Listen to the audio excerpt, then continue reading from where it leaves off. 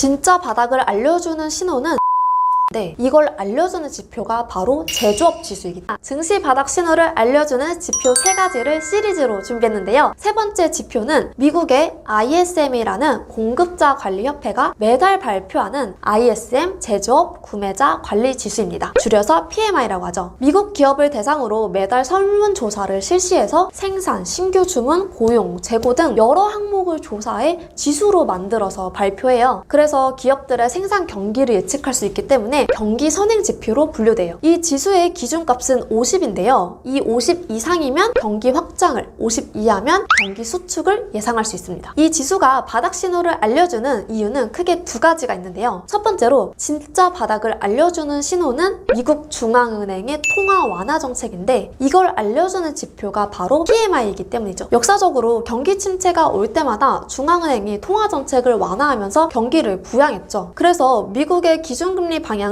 바닥을 잡는 데 중요한 지표입니다. 소비자 물가지수, 실업률 등 많은 지표를 보고 통화 정책의 방향을 결정하는데 이 중에 PMI도 포함되어 있어요. 그런데 왜 하필 소비자 물가지수도 아니고 PMI일까요? 왜냐하면 과거 흐름을 보면 이 지수가 50 이하로 내려갔을 때 연준이 긴축을 중단하지 않은 사례는 딱 한 번밖에 없었기 때문이죠. 그러면 PMI가 50 밑으로 떨어지면 왜 중앙은행은 긴축을 중단하고 통화 완화 정책으로 변경할까요? 왜냐하면 경기가 나빠지기 때문이에요. 심플하죠? PMI가 50 밑으로 떨어졌다는 건 제조업 경기가 안 좋아졌다는 거죠. 그러면 관련 기업들에도 문제가 생겼다는 건데 그 문제들로 경기가 전반적으로 나빠지면 이게 아닌데? 하면서 중앙은행도 생각을 바꾸게 되는 거죠. 즉 경기를 살리기 위해 긴축 정책을 중단하거나 통화 완화 정책이 시행되면서 그 기대감으로 주식시장도 저점을 만들게 되는 거죠. 실제로 금융위기 이후에 PMI가 이 50 이하로 빠진 시기인 2012년 3분기에 남유럽 재정 위기가 터졌고 2015년 4분기에 산유국 재정 위기와 차이나 쇼크가 터졌고 2019년 3분기에는 미국과 중국의 무역 전쟁이 터졌고 2020년 3월에는 코로나 위기가 발생했죠. 그러자 절대 움직일 것 같지 않던 중앙은행이 긴축을 중단하거나 유예하거나 통화 완화 정책으로 변경했어요. 두 번째 이유는 PMI와 코스피 흐름이 매우 비슷하게 움직이기 때문이에요. 왜 그럴까요? 바로 우리나라는 수출 중심 국가이기 때문이죠. 그 중에서도 반도체, 자동차, 조선업 등 제조업 수출이 매우 큰 비중을 차지하고 있는데요. 이러한 제조업 품목의 주요 수출국이 바로 미국입니다. 그래서 미국의 제조업 전망이 좋아진다는 것은 우리나라의 수출 전망도 좋아진다고 볼 수 있어서 코스피에도 영향을 미치는 거죠. 현재 ISM이 발표한 6월 PMI는 53인데요. 아직 50 밑으로 빠지지 않았습니다. 게다가 물가도 미친 듯이 오르고 있으니 중앙은행 입장에서는 현재 금리 인상을 멈출 이유가 없는 거죠. 그러면 이 지수가 50 밑으로 떨어지자마자 바로 저점 매수 기회일까요? 장기적으로 보면 PMI가 50이 아니라 40에서 45 정도까지 내려왔을 때가